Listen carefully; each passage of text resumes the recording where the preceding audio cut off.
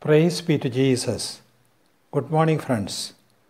Today, the fourth Sunday of Resurrection. Gospel reading is John chapter 16, verses 16 to 24. The theme of the reading is sadness to gladness. During the discourse of the Last Supper, Jesus said, "After some time you will not see me. Again after some time you will see me. I am going to my Father. You will mourn and the world will rejoice, but your sadness will turn into gladness."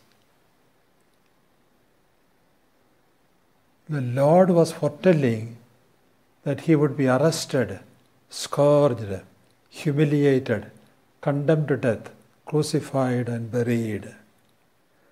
That he would resurrect, appear to them, ascend into heaven, and send the Counselor and the Consoler, the Holy Spirit.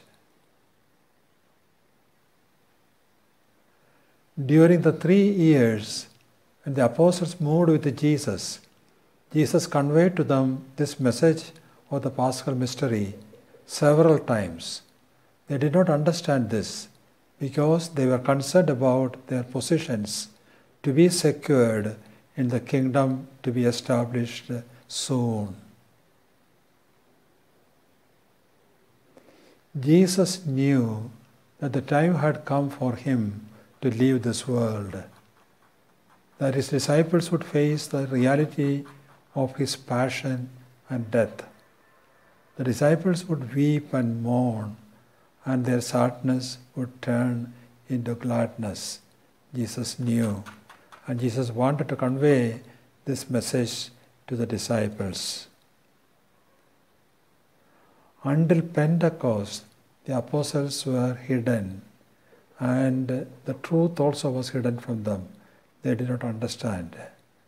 On the day of Pentecost, they received grace and the Holy Spirit, and they were filled with fortitude, knowledge, love, peace and joy.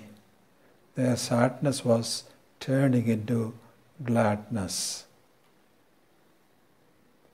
Saint Stephen, the first martyr, was shining like a star when he embraced martyrdom. Saint George, the martyr of the early centuries, presented in the icon as a soldier on horseback, destroyed the dragon, devil, enemies of the church, by his martyrdom and saved the church, represented by the princess and the people.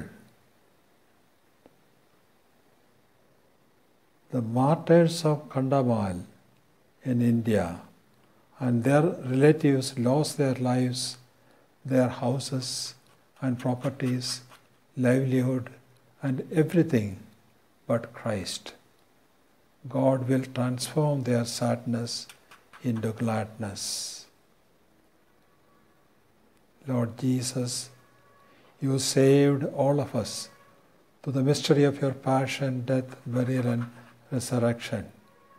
Help us to face sufferings courageously, placing our hope in you so that our sadness may turn into gladness.